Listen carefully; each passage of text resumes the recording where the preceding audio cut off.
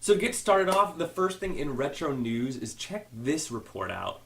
Inmate returning from work release tried to sneak tobacco into prison by stuffing it into his knee braces. Officers at the gatehouse did a pat and frisk and voila. And in Harnett County, officers caught an inmate with 2 cell phones, chargers, crack cocaine, and 1,500 postage stamps, all inside a canteen. What is this right here? That looks like 2 Raspberry Pis is what that looks like, or at least 1. So look at that. Raspberry Pis going into prisons. See, Raspberry Pi, the community is very large. It spreads across the world, in prisons and outside of prisons. I gotta thank Phil's Doodles for that one. I saw him post that, so right on. In other retro gaming news, there's 2 really popular Kickstarters this week. So in case you missed it, the first one being the next-gen Nintendo 64 controller. I'll make a big screen here. The Nintendo 64 controller, a lot of people said were flawed. You know, you can either hold it so you can hit the right side of the controller or hold it so you can hit the left side, but you can never use the whole controller the way it had the 3 prongs on it. So this controller is the controller that we should have always had. It still has the C buttons. You have optional Z buttons as triggers now. It looks great, it looks beautiful, $20 price tag, really, really nice. The only thing I don't like about it is it's going to be for Nintendo 64, so us people who would like to emulate it or play it on a computer or a Pi, it's not going to be as easy for us, although it's still $20, and as of now, it's totally funded, so you're going to get your controller when it comes out. And I'm sure they're going to make accessories for it as they go. I did find these adapters on Amazon. So if you do want to get it to USB, you can get like a N64 controller to USB adapter. I've never used these before, but evidently it works for a PC, so that should work for the Raspberry Pi. You know, don't take my word for it, but it should. But now you're talking $33 for that controller versus only $20.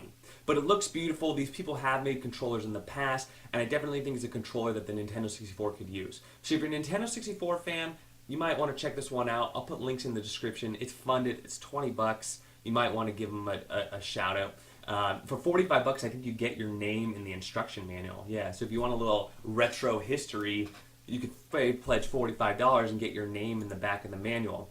Now, I was looking at that and I wasn't really interested because who actually reads the back of the manual? Do you guys go and flip through the manual? Like all the games I ever buy with them, I never read the manuals. Like I just don't. Curious to see if you guys do or not. But either way, it's still cool, right? To just say you helped the project. No hate. I was just curious. You're paying the extra money to get some sort of recognition, and is that recognition really seen? I don't know. The second thing that was really hot is the Dreamcade. It's only in alpha right now or beta, and they're still working on it. But the ultimate goal is to have like the ultimate, bring home arcade, and it's going to be based off of a computer. So because of that, you're going to be able to run things like Photoshop or check your email, do all sorts of things. You might not actually use those things, but basically it's going to do everything. So think about it. I think about it similar to like the cross between an Upboard and like a Raspberry Pi, but it's going to come pre-installed with the operating system. And the specs on it are fairly good. Here we go, campaign. So here are some of the specs. So you're going to have like Windows Store, you're going to be able to get your Steam collection on there, Netflix, Twitch, so you can possibly stream on it. I don't know if that's going to be possible or not. We'll see about that. It is 4K, you get the Chrome Web Store. Fairly small, so just like the Raspberry Pi, it'll fit in your hand. So here you go, you got 2.2 gigahertz Intel processor versus an ARM processor. That's bumping it up quite a bit. In the megahertz range. It's going to be running Windows 10 versus Linux, so for those of you that don't know Linux, it might be much easier for noobs and people who have experience with a Windows PC but might not have experience with Linux. That often is a barrier to entry when people are getting into the Raspberry Pi 3, which is, what's command line, what do you do there, how do I do that, how do I download noobs, how do I get RetroPie, how do I get Emulation Station. Those are all really hard tasks, and I know people would be willing to pay to have that all pre-installed and ready for them plug and play. So here is like a what the operating system would look like. It's kind of like a cross between a Hyperspin, Android TV type of thing.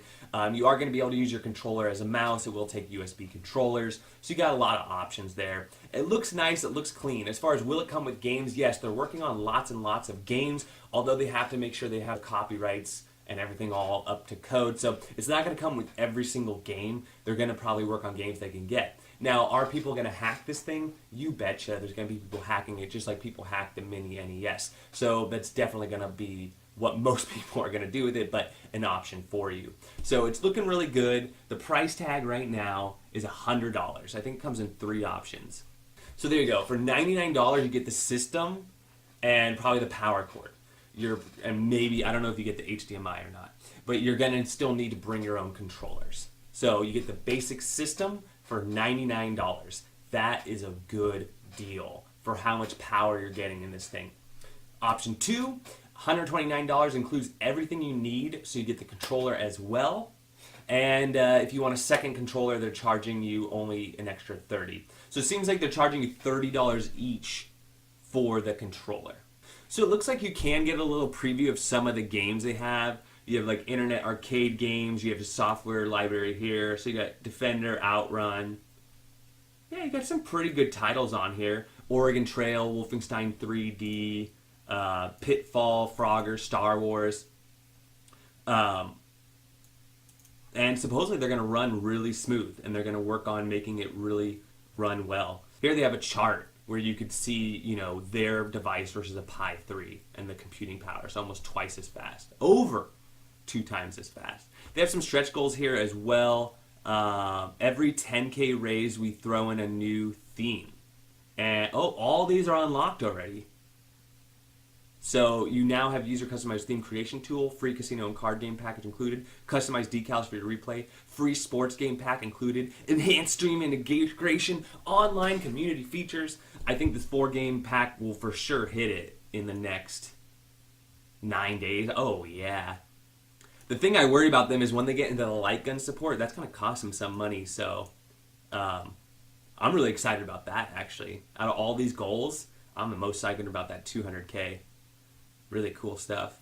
So it looks like they tried to do this before, and they got 36K out of 85,000. And oh, look at that though. That was back when it was 289. Interesting. Oh, here's the back of it. So maybe they upgraded all this. I mean, it does look. It's interesting to see the old one versus the new one. So you can see the new one, they got rid of like the little Atari knobs on the original one.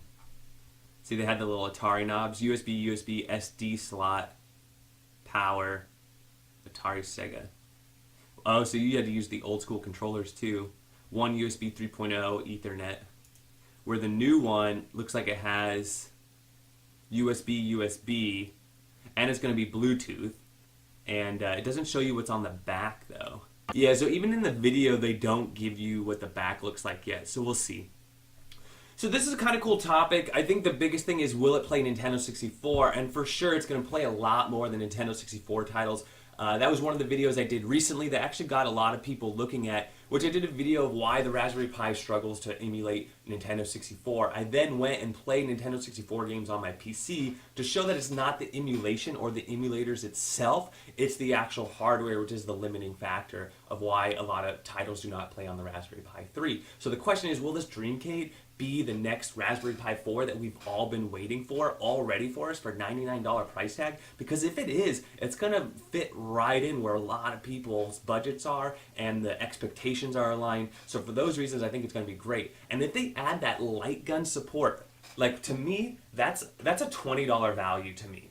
That if they have light gun support and it's not $100 per gun to get onto that, that's going to be a huge upside. I think it's going to be for us tinkerers and people in the know. You know, I don't think it's going to be nearly mass adopted as the Super Nintendo Classic or the NES Classic, the mini retro systems. For some reason, a lot of people just like that plug and play, coming from Nintendo, walk into the store, get it, you're done. But, you know, for those of us in the know, I think it's going to be like one of the next best deals as far as retro games. But we'll see. I really hope they produce. I obviously have my my cautions. You know, they tried to do this before, they didn't get funded. They're really making a lot of money now. Are they ready with their current setup to be able to manage this much money, this many orders? Is it going to be delayed? Are they going to have issues? I don't know. I'm not saying they are or they are not, but those are serious issues that they're going to face in their production and getting these to market.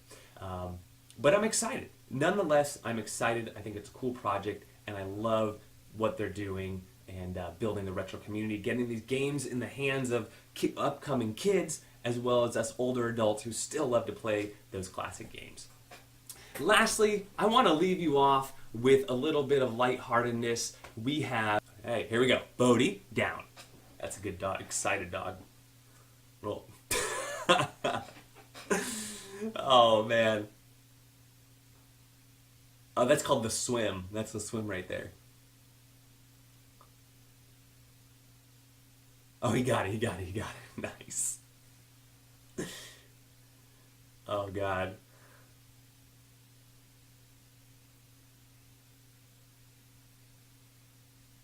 I didn't say that. He didn't say to go down again.